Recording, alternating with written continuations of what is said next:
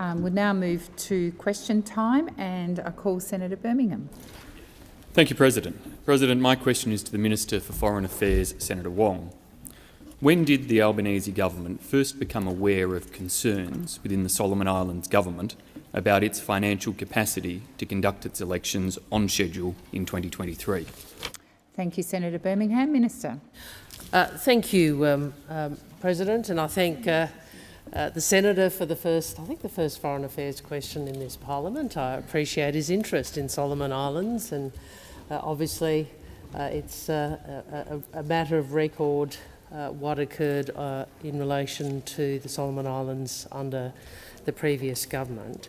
I'd make the point, I'm asked about electoral assistance. I would make the point, and he may not be aware of this, that Australia has actually been providing electoral assistance to Solomon Islands for many years under parties of both governments. So obviously the question goes to when did the Australian government become aware of capacity to engage in an election. I will just make the point that Australia has in fact been providing assistance to the democratic processes in Solomon Islands for years. We are already partnering with Solomon Islands Electoral Office to support electoral reform and administration through both the Australian Electoral Commission's program and the UNDP's program aimed at strengthening the electoral cycle in Solomon Islands. Australia has always taken the view that democracy, democratic processes and democracy matters. I would reiterate the standing offer the Australian government has to support Solomon Islands' next election, whether held in 2023 or 2024. Obviously, as I've made clear publicly, the timing of the election is entirely a matter for the government and the Parliament of Solomon Islands. I would assume that my colleague, Senator Birmingham, would share the view that democracy matters, democratic conventions are important, and that Australia's support for democratic processes through the Pacific, including Solomon Islands, is a matter of bipartisan support. Thank you, Senator Wong. Senator Birmingham, first supplementary. Thanks, President. Is it correct that the Australian government only made a formal offer of financial assistance to the Solomon Islands government less than a week ago, on the 1st of September? Why did it take so long after questions were first raised by the Solomon Islands about its financial capacity to conduct its scheduled 2023 elections for the offer of financial assistance to be made? Minister. I don't accept some of the assertions in the question. I would again go back to my primary answer, which is that there have been a long-standing practice of governments of both political persuasions to provide support for democratic processes in Solomon Islands. As I said, we I think recently provided support for PNG, and I think some of those opposite may have been invited to observe the election process. We will support Solomon Islands' next election, whether held in 2023 or 2024. I would indicate to the Senate that, obviously this is an offer that has been reiterated on more than one occasion, including by Minister Conroy, as well as by officials. Thank you, Minister. Your time has expired. Senator Birmingham, second supplementary. Thank you, President. Did the Minister advise the government of the Solomon Islands that she was going to publicly reveal last week's offer of financial assistance from Australia before doing so? And how does the Minister respond to assertions from the Solomon Islands government that the timing of her public disclosure is an assault on their democracy and a direct interference in a foreign government's domestic affairs? Minister. Well, I again make this point that support for an election which is held when the Solomon Islands Parliament and government determine that election can be, is an offer respectful of the sovereignty of Solomon Islands. That is the nature of the answer I gave and the offer that has been made by the Australian government. And I would make this point. I understand the Shadow Minister has to ask these questions, that unlike those opposite, we have ensured that the Prime Minister, the Foreign Minister and others are engaging with Solomon Senator Wong, Islands please rather resume than your- the Senator ducking Wong. and weaving we saw Senator from those Wong, opposite. please resume your seat. Senator Birmingham. Thank you, President. Point of order on direct relevance. The series of questions, and particularly the supplementary question just asked, did not query the merits of the provision of financial assistance for the conduct of elections, which the Minister keeps referencing. The supplementary question was specific about the public disclosure of the latest offer of financial assistance and whether the Minister had conveyed her intention to publicly disclose that to the Government of the Solomon Islands prior to doing so. Thank you, Senator Birmingham. I do believe that the Minister has been relevant, and I'll continue to listen for the next 16 seconds. Thank you. As the Senator knows, this government does seek to transparently answer questions which are made by journalists. We did so in relation to an offer which is consistent with the practice of past and this government to support Thank you, Minister. democracy. Your time has expired. Senator Walsh. My question is to the Minister for Finance, representing the Treasurer, Senator Gallagher. Senator Gallagher. The June quarter national accounts figures were released today. Can the Minister outline to the Senate what the national accounts say about how the national economy is performing at the moment? Minister. Thank you, President. I thank Senator Walsh for the question and congratulate her on her appointment as Chair of the Economics Committee. Today's national accounts reflect an economy that's rebounding from the disruption of the pandemic, but is being held back by capacity constraints, skill shortages and declining real wages. This is a familiar story that we're seeing, and certainly familiar in terms of the economy and the economic challenges that we've inherited on forming government. While the headline figures are encouraging, the data released today confirm the pressures that are being felt by Australian households and that are weighing on our supply chains. The national accounts figures released today show the economy grew by 0.9% in the June quarter 2022 to be 3.6% higher through the year. GDP increased 3.9% over the 21-22 financial year, and that growth reflected the continuing pandemic recovery and was concentrated in the services industry, particularly as this was the first full quarter of reopened domestic and international borders since the pandemic began some 2 years ago. The quarterly increase was driven by increases in household consumption, which was 2.2%, net exports and new business investment, partly offset by inventories and dwelling investment. In particular, household consumption grew by 2.2% in the quarter and I think was 6% higher through the year and contributed 1.1% points to real GDP growth in the quarter. The household savings ratio fell to 8.7% in June, down from 1.1% in March.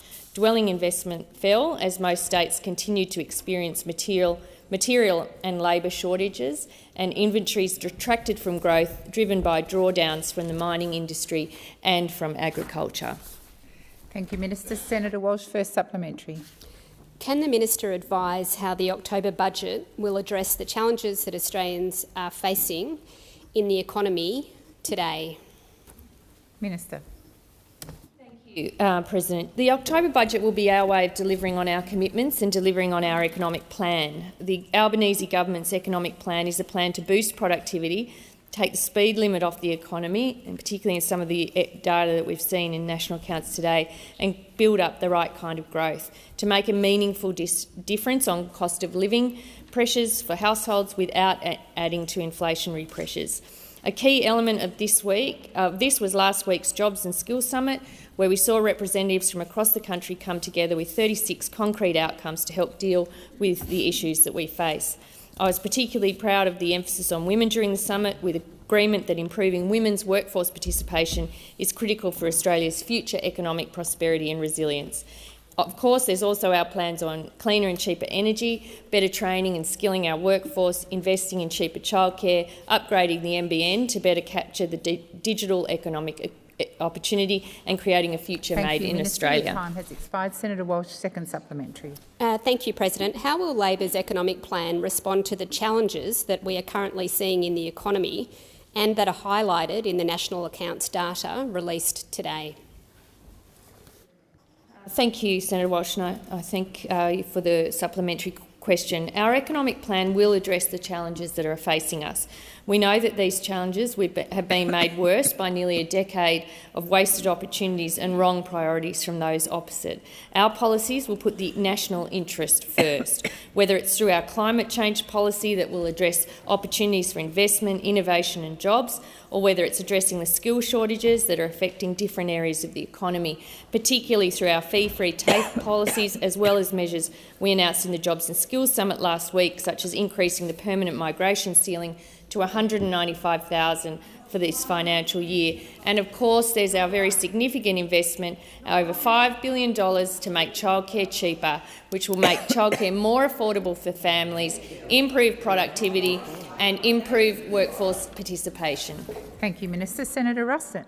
Thank you very much, President. My question is to the Minister representing the Minister for Health, Senator Gallagher. The Albanese government's decision to expand the distribution priority area classifications to include suburbs of capital cities means towns like Mildura are now competing with the suburbs of Melbourne for overseas doctors. The only bulk billing medical practice in Mildura has had to close because doctors can now move back to the city and have chosen to do so, leaving 15,000 patients wondering how they're going to receive adequate medical care in Mildura and the Sunraysia area. Will the Minister apologise to the Mildura community for effectively cutting their health services? Senator Gallagher. Senator Gallagher. Thank you, Madam President. Sorry. I'll get there one day. Thank you, President. And I welcome the opportunity to talk about the important role that primary health care plays across Australia's health system. As we know, and again, this is one of the things we inherited from the last government, that primary health care and the pressure of GPs has never been worse than it was on us coming to government. Please resume your seat. Senator Ruston. Thank you. A point of order on relevance, Chair. I was actually specific in my question around the distribution priority areas, and I would ask you to draw the Minister's attention to the matter that I was asking the question on. Thank you, Senator Ruston. I do believe the Minister's being relevant. We are talking about GPs and primary health care, and I will listen carefully to her continued answer. Just on the point of your ruling on the point of order, Chair, I wasn't talking about primary health care. I was talking about distribution priority areas. Sure, and GP services sit within that broad band. Thank you, Minister. Thank you, Minister. Your health failures. Thank you. Well, the issue of access to doctors is directly relevant to the 24 seconds that I had in giving my answer. I can assure Australians that we will be doing absolutely everything we can to make access to primary health care more affordable, increase access and take the pressure off GPs as they are currently experiencing it.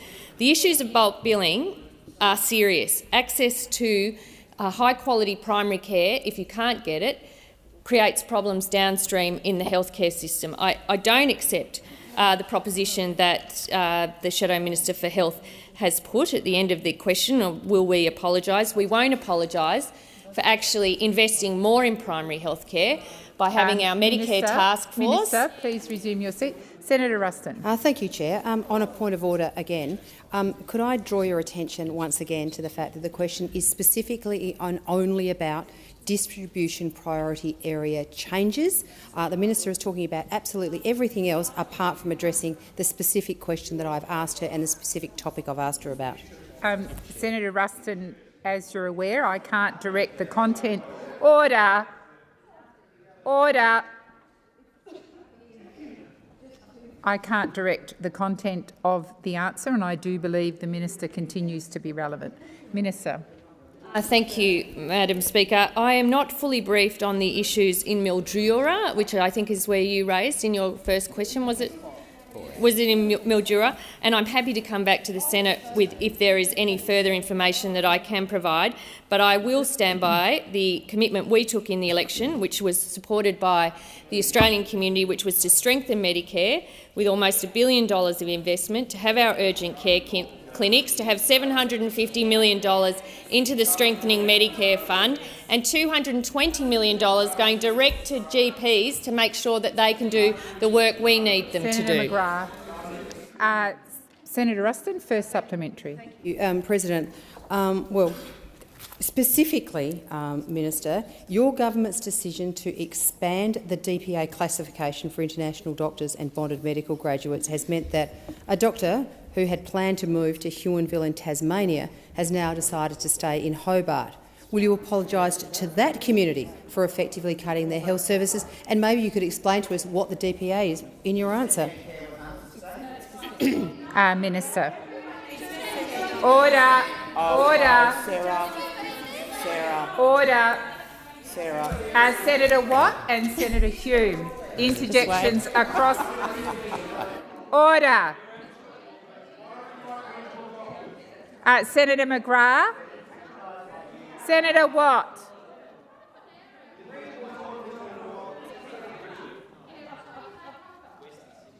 Senator McGrath, I note you just accused Senator Watt of being disorderly. I wish you would take your own advice.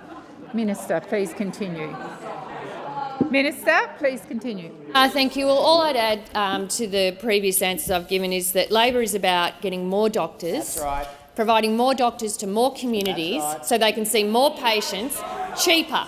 That is what we are trying to do. After 9 years of neglect under this government, undermining Medicare every single opportunity Minister, they please could. resume your seat. I'm waiting again. Thank you. Please, Minister, continue. Where was I? You're winning. You're winning. We are about making Medicare more accessible to more people and supporting the work of general practice. So I think the slant that the Shadow Minister is putting on it is unfair. Our commitments are about getting more doctors into primary care, and when we've got them into primary care, supporting them with Minister, the work that they resume do. Your seat. Grossly unfair. Senator Ruston. Am I getting a point of order or the second supplementary? As the Sorry, I couldn't hear you because Senator Duniam is busy interjecting to Senator Watt across the chamber. Senator Duniam, you have your own manager on her feet. Thank you. Please continue, Senator Ruston.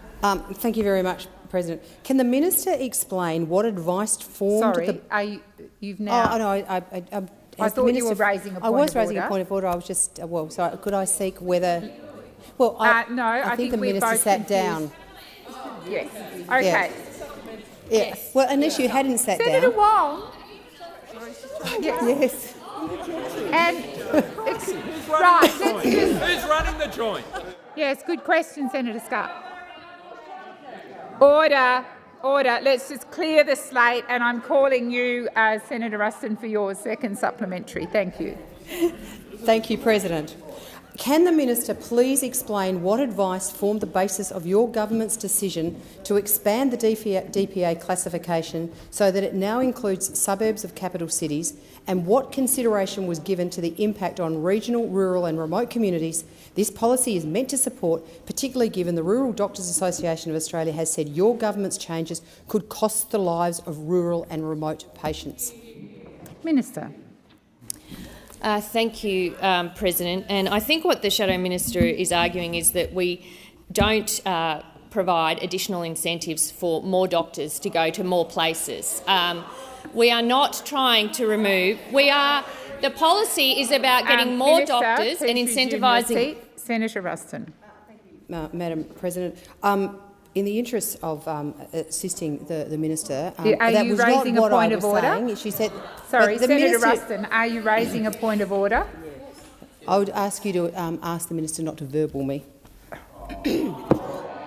Thank you. Please continue, Minister. Thank you, Madam President. I think the Shadow Minister is criticising us for extending an incentives program to attract doctors to areas where there is workforce shortages. There are workforce shortages in suburbs. There are workforce shortages in Canberra. I was Health Minister here for 8 years. We had a massive GP shortage. Minister, there is please shortages resume your in seat. towns. Order.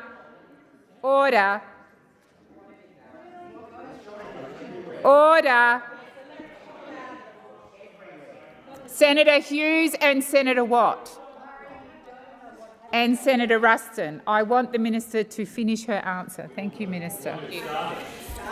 I have. We obviously have a different opinion about it, but we have deliberately not changed the regional incentive payments that doctors receive for working in remote Australia so that we don't detract from there, but we do acknowledge there are shortages elsewhere which matter too. Senator Thorpe. Thank you, President. My question is to the Minister representing the Minister for Immigration, Citizenship and Multicultural Affairs, Senator Watt. Your government has recently withdrawn the appeal of Montgomery. Prior to that, an estimated 10 to 15 people asserting their sovereign Aboriginal identity were still in immigration detention. Has the Labor government released all Aboriginal people from immigration detention? And if not, when will they be released? Thank you, Senator Thorpe. Minister. Thank you, President, and thank you, Senator Thorpe, for the question. This is an important issue and a significant decision was made by the government to not pursue that litigation, as you're aware. I will have to get you the exact details as to the numbers that you're seeking, and I'll provide that to you as quickly as I can. Senator Thorpe, first supplementary. Thank you, Minister, for your answer. My second question is, when will the Labor government reinstate the visas of Aboriginal people released from immigration detention so as to restore the rights they held prior to the coalition government cancelling their visas? Thank you, Senator Thorpe. Minister. Thank you, President. And again, Senator Thorpe, I'm happy to come back to you with the precise details of that. I am aware that there has been some action taken to implement the effect of that decision. I just want to make sure I've got the absolutely correct details before I provide them to the chamber. Senator Thorpe, second supplementary. President, thank you, Minister, for your response. And thirdly, will the Labor government include a special condition on an Aboriginal person's visa to guarantee a right of re-entry to Australia? Thank you, Senator Thorpe. Minister. Thank you, President. And again, thanks, Senator Thorpe. That does go beyond my knowledge as the representing minister, but again, I'm happy to come back to you as quickly as I can. Thank you, Minister. Senator Payman. My question is to Minister representing the Prime Minister, Senator Wong. Can the Minister update the Senate on the government's plan to make medicines cheaper for millions of Australians? Minister.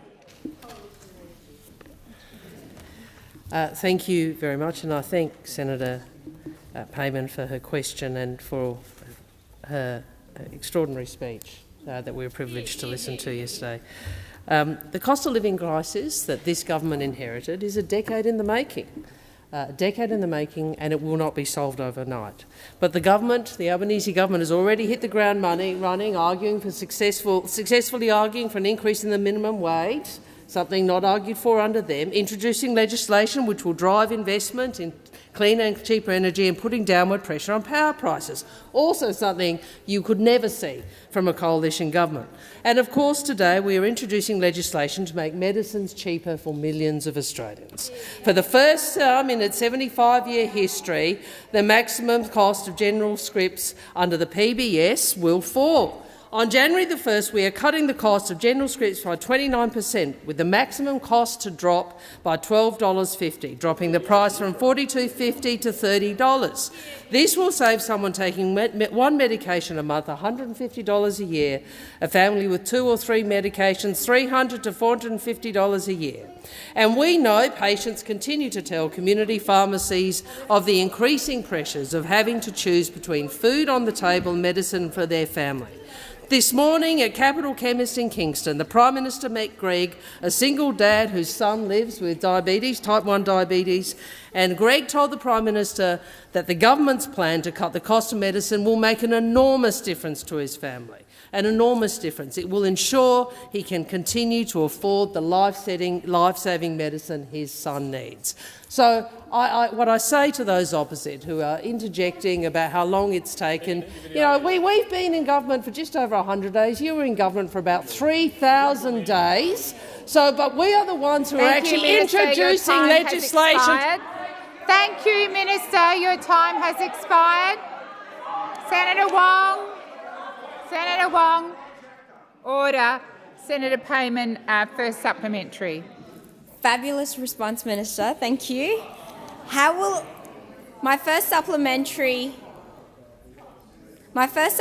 question is, how will Australians benefit from making medicines cheaper? Minister. Thank you, President. Well, the maximum cost to general patients for PBS medications has doubled since the year 2000. And of course, regrettably for Australians, those opposite when in government did so little to help. In fact, the ABS advises that the high cost of medications on your watch, you don't like the truth, do you?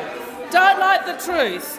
The ABS advises that 1 million Australians were delayed or didn't fill their medications in 2019-20. They were left in the lurch by the coalition. Cutting the maximum price by nearly 1/3 will mean more people can afford to get the medications they need to stay healthy. And the change will put close to $200 million back in the pockets of Australians each year, the same Australians who are left in the lurch by a coalition who is more interested in political games than delivering for Australians. Your time has expired. Senator Payman, second supplementary. Thank you, President. Minister, how many Australians will benefit from these changes to the PBS? Minister Wong. Thank you, President. Well, approximately 19 million Australians are eligible to benefit for this change, with about 3.6 million Australians to immediately benefit once the legislation comes into effect. And those of us on this side understand that making medicines cheaper will ease the squeeze on household budgets for so many Australians. But you know, one difference also, another difference between us and them is we on this side understand that Medicare and the PBS are the foundations of Australia's world-class healthcare system. And you know why we understand that? Because they're Labor reforms. They're Labor reforms, both initiatives of Labor governments, and it is only Labor governments that make these nation-building reforms to transform the lives of Australians. The PBS, a legacy of the Curtin and Chifley governments, and of course Medicare, a legacy of the Hawke government. This government will continue to strengthen both Medicare and PBS. Thank you, Minister. Your time has expired. Senator Hanson. Senator Hanson for the second time. Thank you. My question is to the Minister representing the Minister for Climate Change and Energy, Senator Wong. Would the Minister please explain to the Australian people and what net zero emissions actually means in layman's terms? Thank you, Senator Hanson. Minister. I'm not sure how to explain it other than to say it means net zero. I mean, you know, I think, and I understand that the senator. It's one of those situations. I'll think through if I can provide an explanation that makes it clearer than that. But to me, the words net zero are quite clear. I think we all understand what net emissions means. I am reminded of a time when I was Climate Minister, and I think Senator Fielding wanted an explanation, and I got in the Chief Scientist to try and take him through it. And we did get to a point where I thought, I don't actually know, and neither did she at that time, how to break it down any further, but I will have a think about that. I think it's a commonly understood objective, and it's an objective that, as the Senator knows, that is shared by those opposite, I thought. Maybe not. Well, obviously not Senator Canavan, I know that, but the coalition, I thought broadly, had agreed to net zero emissions by 2050. That was your policy. Well, maybe Senator Canavan is indicating a change in policy under the coalition, under Mr Dutton. Obviously, I think it's 84%, I could be wrong, of Australia's exporters have also, export markets have already signed up to the same target. It was discussed at the G20, so there's broad global agreement about the need to... Minister, please resume your seat. Senator Canavan. Thank you, Madam President. Just on relevance there, the question was clearly about the definition of a term. It's a very simple question, and now we're talking about what other countries are doing and signing up to. It's totally departing. It's got nothing to do with the original question. Minister, did you wish to continue? Senator Wong, have you finished your first question, the answer?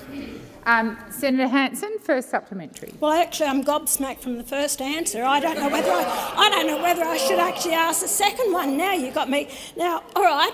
Well then, how much will the government policy to reduce emissions by 43%, which you don't know what net zero is anyway, by 2030? I would really like to know how much it's going to cost the government by 2050, but I doubt I'm going to get an answer on the first one. But if you can answer my question, how much is it going to cost the Australian taxpayers for this Senator reduce Hanson, emissions by 43%? Please resume your seat. Minister. Well, thank you, President. Thank you to Senator Hanson for the question. And she may be aware that the Labor Party in opposition did model this 43% reduction by 2030 policy and issued the modelling transparently. And that modelling showed that the plan, which includes a 43% reduction, would in fact create 604,000 jobs, with 5 out of 6 new jobs to be created in the region, that it would spur $76 billion of investment, and it would deliver an 82% renewable energy by 2030. So I think what we have seen is power generating capacity exiting the energy generation system over the life of the government of those opposite. And that reduction in supply without new capacity coming on stream is central to why power prices Thank you, Minister. are doing Your what they are time doing. has expired. Senator Hanson, second supplementary.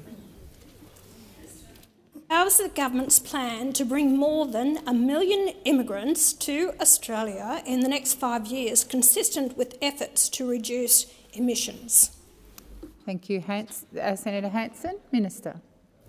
I think, well, first, I'm not sure about the figure, but we have, as a result of the Jobs and Skills Summit, indicated 195,000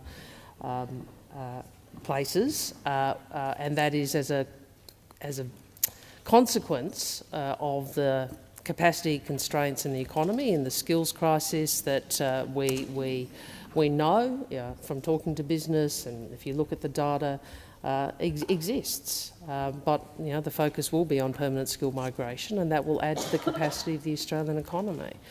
It's important to recall that one of the things that we all have to do, and Australia will have to do, is to ensure that the link between GDP and populations and emissions is that they are delinked. And that we can continue to grow our economy in ways that don't continue to produce as many emissions. And the way we do that is by these sorts of investments in renewable energy that our plan will deliver. Thank you, Minister. Your time has expired. Senator Reynolds. Thank you very much, President. So my question is to the Minister representing the Minister for Social Services, Senator Farrell. My question is, why is the government's temporary announcement to support pensioners to keep most of what they earn time limited to the end of this financial year? Thank you, Senator Reynolds. Minister. Thank you, President, and thank the senator for her question. I think it's fair to say that this government is doing so much more for pensioners, even in its first couple of months, than you've done in the your previous 10 years. And we're going to continue down this track to try and improve the lives of Australian pensioners. Minister, please resume your seat. Yep. Senator Reynolds. Thank you. Point of order, President, on direct relevance. My question was very clear and specific. It was, why is it time limited to the end of this financial year? Thank you, Senator Reynolds. The Minister has started to talk about pensioners, and like you, I'm listening carefully. And we will... Order. Order. Order. Minister Farrell, please continue. Thank you, President, and thank the senator for her intervention. Look, as I made very clear in the few seconds I had to answer this question before I was rudely interrupted by Senator Reynolds, we are going to do more. We're going to do more in the time that we have in government than your government did in the previous 10 years. These are issues that, of course, are constantly under review by the Minister for Social Services. Minister, please resume your seat. Senator Birmingham. President, it's a point of order on relevance. It's agonising that Minister Farrell can't get beyond the broad concept of pensioners and hasn't even turned to the actual policy proposal of the government's, which is a copy of part of an opposition policy proposal for an extension of pensioner work rights, when the precise question from Senator Reynolds was about those pensioner work rights and why the government has adopted it only to the end of the financial year. Thank you, Senator Birmingham. And in the time remaining, I will direct the Minister to the specifics of the question. Thank you, Minister.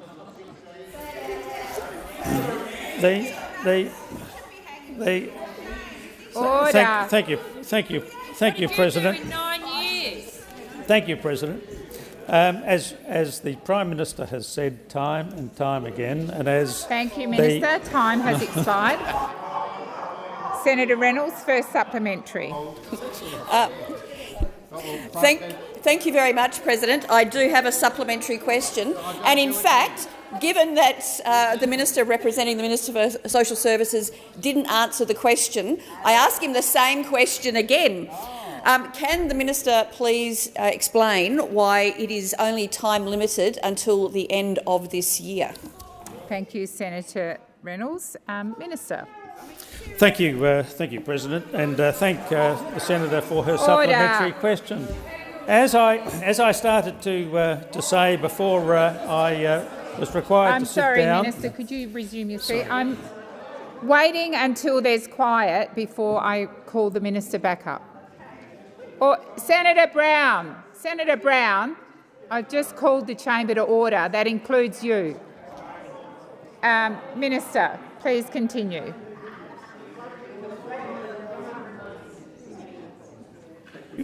Thank you, Madam President, and thank Senator Reynolds for her question. This government continues to do whatever we can to assist Australian pensioners in a way that the previous government never ever did. And one of the ways in which we're doing that, of course, is that we're strengthening the. Minister Farrell, please resume your seat. Of order on direct relevance. I've given the Minister representing the Minister two opportunities now to answer a very simple question, and if I could ask that you remind the Minister of the question. Thank you. Thank you, Senator Reynolds, and I will remind the Minister of the question, but I think he was going to, in the next breath, answer it before the point of order was called. Thank you, Minister. Thank you, President, and thank Senator Reynolds for her constant interruption. That'll be the next question, Senator. We continue to try and assist and make life easier for pensioners in this country, Minister and that's Farrell, why we are strict. Order. Senator Reynolds, second supplementary. Thank you very much, President. And Given in the first two questions I didn't get a straight answer, I was going to ask whether they would look to extend it beyond July of this year, given there is a great need. However, I will ask the same question again. And, President, I noted that Senator Wong said she had the answer, so maybe you might like to hand it over to Senator Farrell. But the question again is, why is it just time limited? Why, in a policy, is it time limited until the end of this year? It is not helpful when senators, particularly those on my right, call out time. Thank you. Minister. Minister. Thank you, President, and thank the senator for her supplementary question. Well, one observation I would make, Senator, is that there is a facility under the decision that's been made for and to extend the period of time in extenuating circumstances. So I think your general principle is not completely accurate in the sense that there is an ability under the proposal to. I'll give him a chance. Senator Reynolds. Thank you very much, President. Again, a point of order on direct relevance. Again, I'll just remind you, President, of the question. Why is it just time limited to the end of this financial year? Third time lucky, I'm hoping, in the last 20 seconds. Thank you, Senator Reynolds. The minister was being relevant, and I'll call the minister again. Thank you. Look, Senator Smith.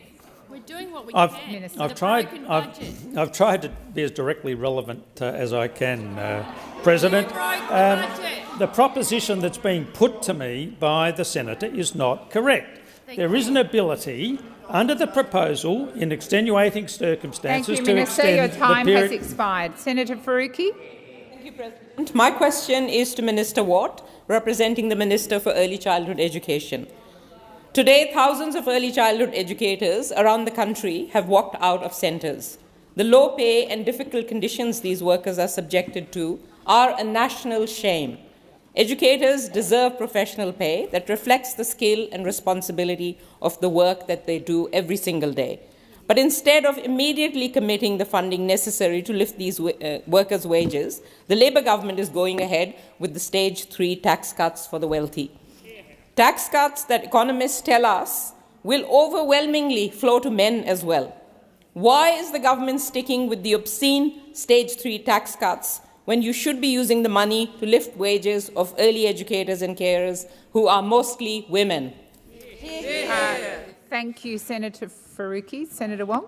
Point of order, and Senator Watt may well, President, be quite willing to answer those bits within his portfolio. But a question on tax cuts, just because it is juxtaposed with a political statement about childcare, does not make this part of the portfolio that Senator Watt is representing. If the senator wants to ask questions about tax cuts, there are obviously representing ministers who can be asked. But I make the point that the responsibility is not in the portfolio to which the question is addressed. Now, obviously, the remedy is the senator can answer, the minister can answer the question insofar as it relates to the portfolio he's representing.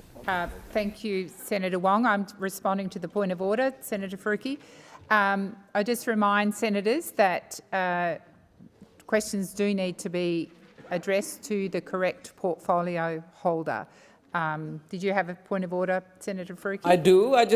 This is a question about childcare and childcare workers and early educators and workers and their pay. And if the minister who represents the Minister for Early Education and Care can't respond to that, then I'm not sure what to do about it, to be frank. Senator Faruqi, just a moment, Senator Wong.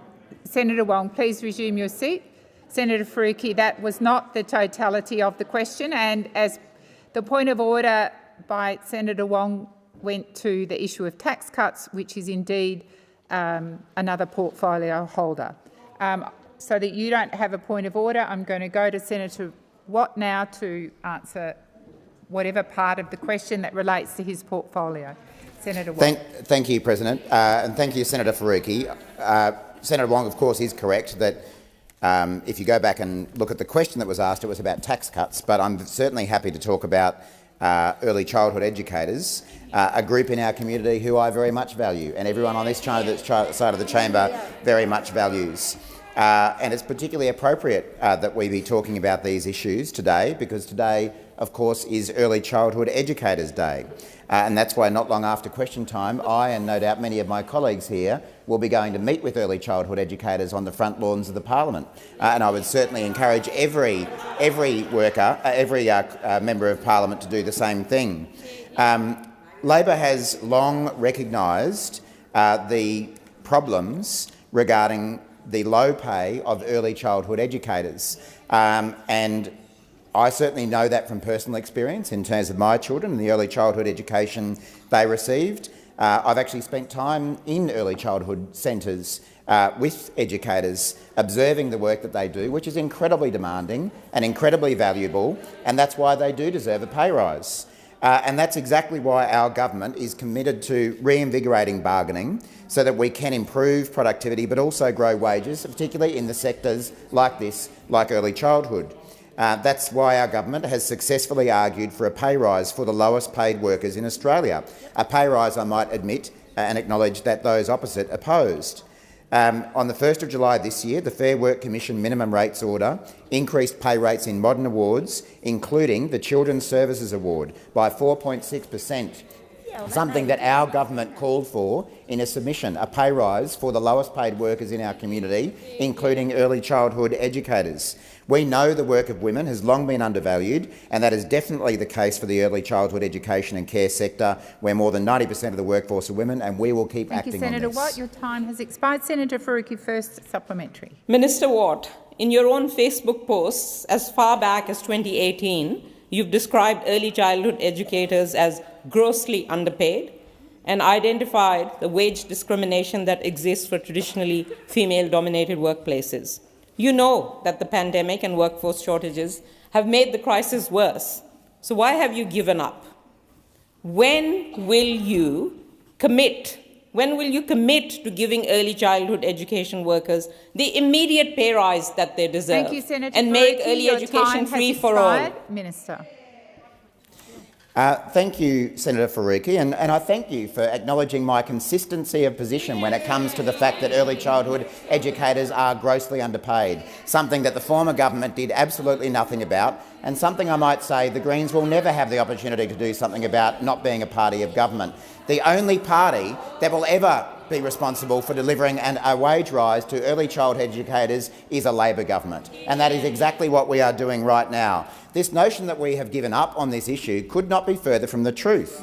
As I say, already since we have been in office, the Fair Work Commission minimum rates order increased pay rates in modern awards, including the Children's Services Award, by 4.6%. And that, of course, followed a Labor government making a submission to the Fair Work Commission arguing for a pay rise for those lowest paid amongst our community. I am very happy to put my credentials as a supporter of early childhood educators up against any member of the Greens, any member of the opposition, and I know that everyone on this side of the chamber would do the same thing. Senator Watt, your time has expired. Senator Faruqi, second supplementary. Thank you. Minister Ward, I've spoken with early childhood workers about the burnout that they are facing, their rising workloads and the low pay that is causing many to leave the sector. There is no time to waste on your vague plans and distant timelines. We need action, and they need action right now. When will the government bring in legislation in this parliament to lift wages, to improve conditions, and to deal with the critical workforce shortages in early learning and care? Thank you, Senator Faruqi. Minister. Thank you, President, and thank you, Senator Faruqi. I know that whatever the issue, the Greens' tactic is to get up and make speeches demanding something when it's actually Labor governments who deliver those things. And for the third time, I can point out that in the very short time this government has been in office, we have delivered a pay rise to the lowest paid in our community, including early childhood educators. It might suit the Greens' frame to say that nothing is happening, but it's already happened, and we've been barely in office for 100 days. And that's before we get to the changes to bargaining that we expect to make an even bigger difference to the lowest paid in our community, including early childhood educators. I don't just speak to early childhood educators. I'm a member of the union that represents early childhood educators, the United Workers Union, who have a proud record of backing in those early childhood educators for years. With the support of Labor, we are already delivering and we will continue to do more because these people deserve a pay rise. Thank you, Minister. Senator Urquhart.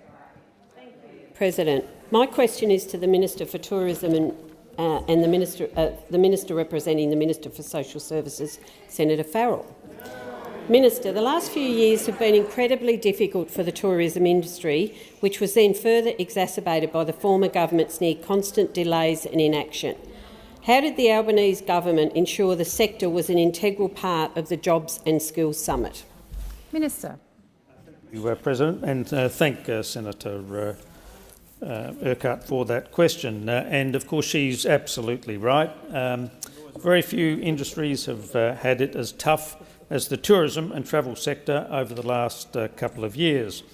From bushfires, floods, the pandemic, the industry has weathered significant challenges which have impacted the business's ability to retain and to recruit staff.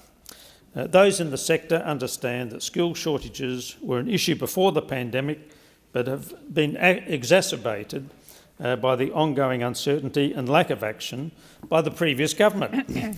Hearing their voices and working together on solutions is and will continue to be a priority for the Albanese Labor government. To this end, last week I was joined by almost 100 tourism and travel stakeholders who detailed their challenges and how the lack of staff is limiting their recovery from the pandemic. Throughout the sessions, we discussed suggestions and opportunities to solve these problems, and those were then fed through to the Jobs and Skills Summit.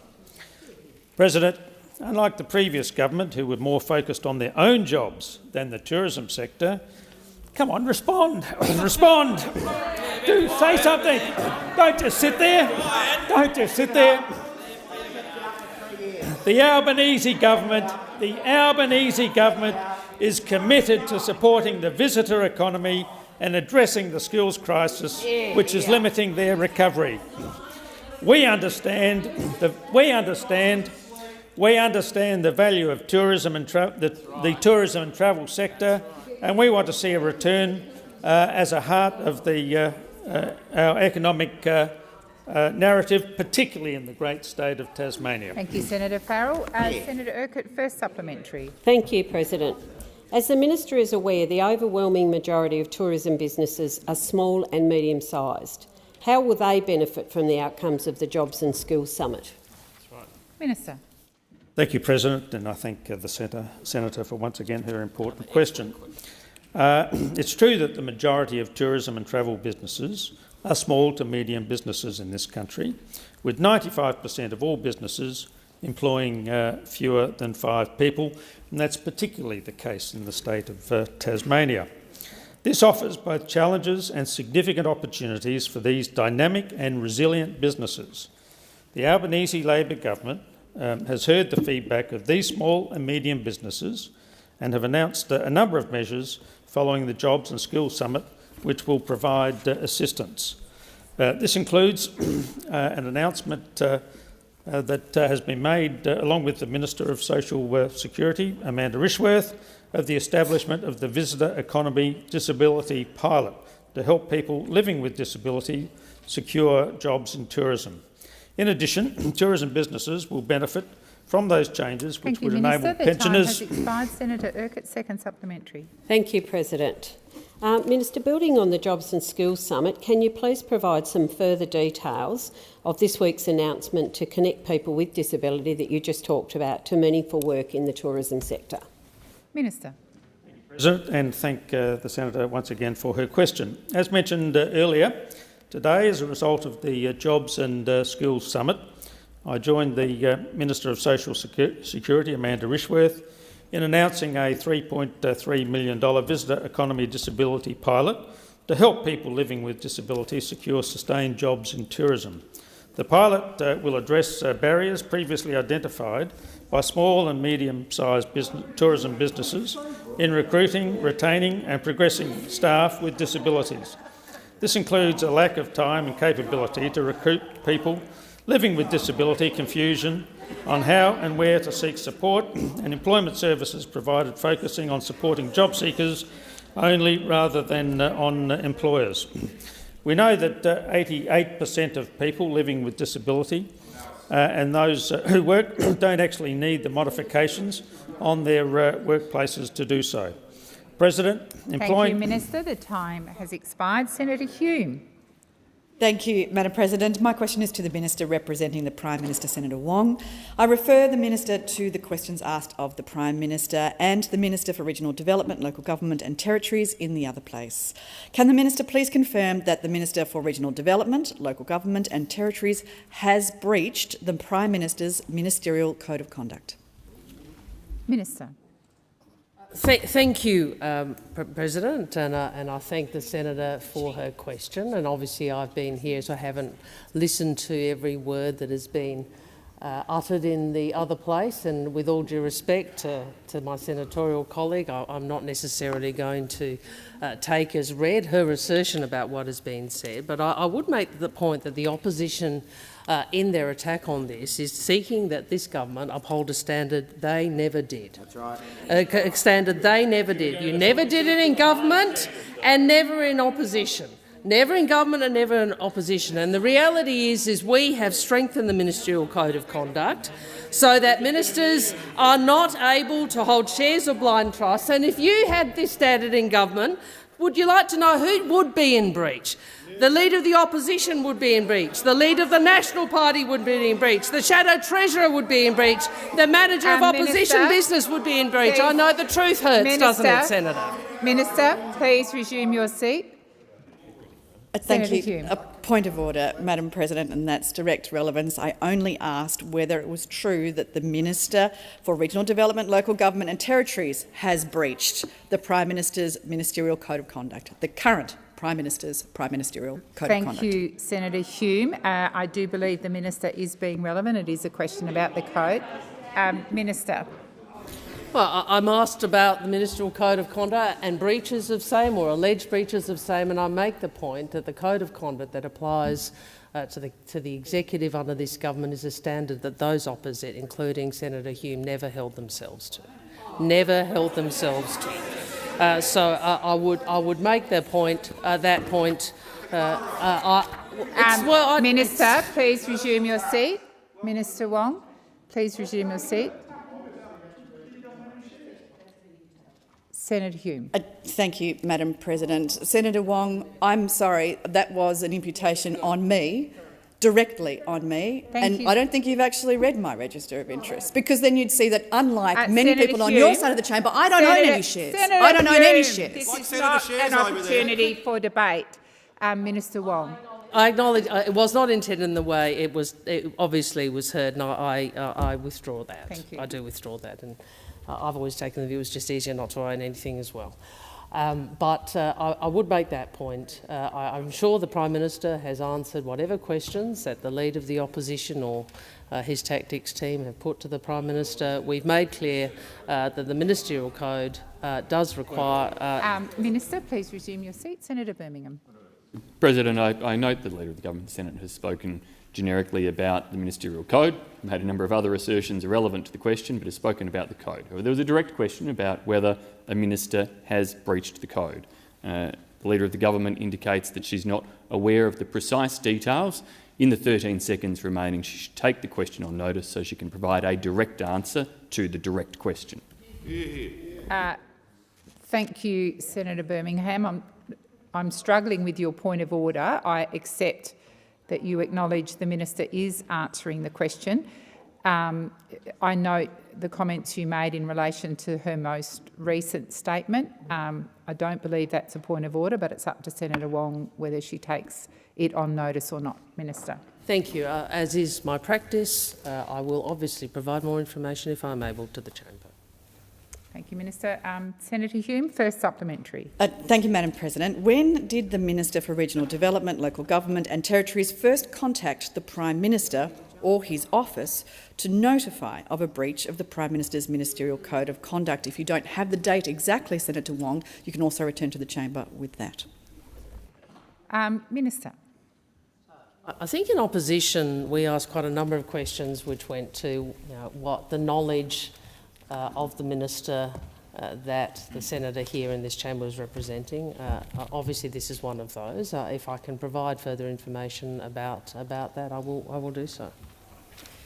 Thank you, Senator Wong. Senator Hume, second supplementary. Thank you, Madam President. The Code of Conduct for Ministers was published online on the 8th of July 2022.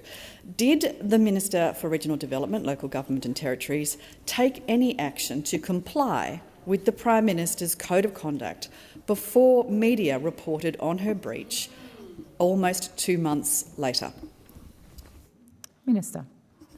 Again, I will, obviously that's not something I have any personal knowledge of, but I again will see if there's any further information I can find. It is the Prime Minister's expectation that ministers do comply with the code. He's made that clear both privately and publicly. I would also make the point that this is a high standard that has been applied in the Commonwealth of Australia for nearly a decade, and obviously it's a different standard to the standard that was applied by those opposite. And on that basis, President, I ask that further questions be